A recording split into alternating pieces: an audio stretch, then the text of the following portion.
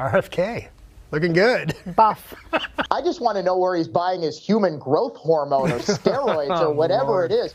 RFK Jr., sign me up, brother. Well, you know, I only counted 4 push-ups there. He did another one where he was pressing, though, and it did look 6.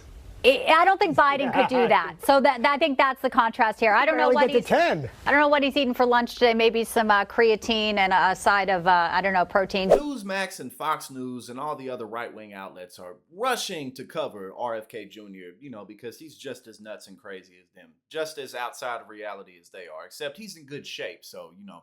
He's a manly man. I'm jealous of how ripped he is. I bet most of the people watching right now are jealous of how ripped he is, and a lot of those people are younger than he is as well. You look at the strength of Robert F. Kennedy Jr., who I think has run a very good campaign, but I think it's emblematic of Biden's weakness more than it's emblematic of RFK Jr.'s strength, even though, to RFK Jr.'s credit, Brett, he's the only Democrat who's come out and said, hey, I don't think men identifying as women should be able to become women's sports champions.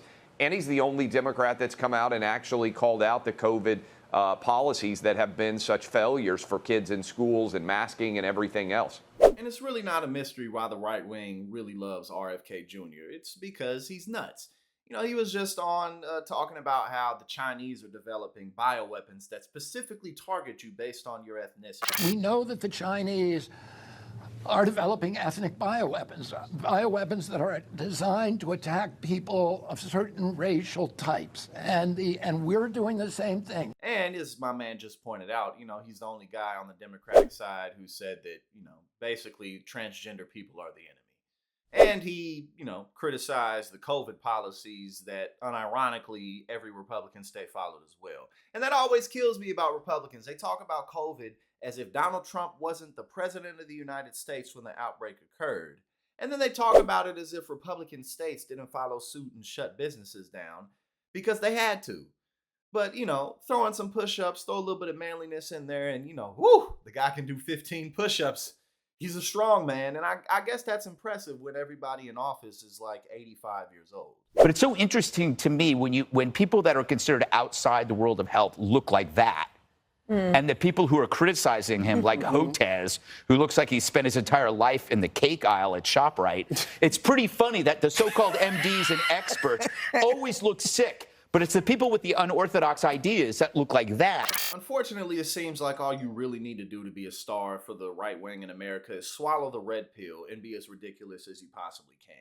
Let's look at Donald Trump, for instance, a man who's twice indicted, twice impeached, and, you know, given his whole background of criminal history, financial criminal, tax dodging, you know, ripping people off by the thousands and what have you.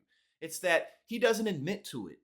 That's what makes him strong. It's that he doesn't back down. It's that he doesn't take responsibility, even though Republicans are supposed to be all about bootstraps and personal responsibility and, you know, getting yourself to the goal. You look at RFK Jr., he's completely outside of reality. So he's the man. He's going against the grain. You look at somebody like Andrew Tate, who's a completely ridiculous human being. Well, he doesn't seem to care what anybody says about him, so that makes him strong. It's really, really simple. Now, it's not necessarily going to last very long, but if you want to get into office, then it might. If you want to be a lobbyist, then it might. So, you know, if you're down on your luck, being a right-wing grifter sure is an easy hustle in America.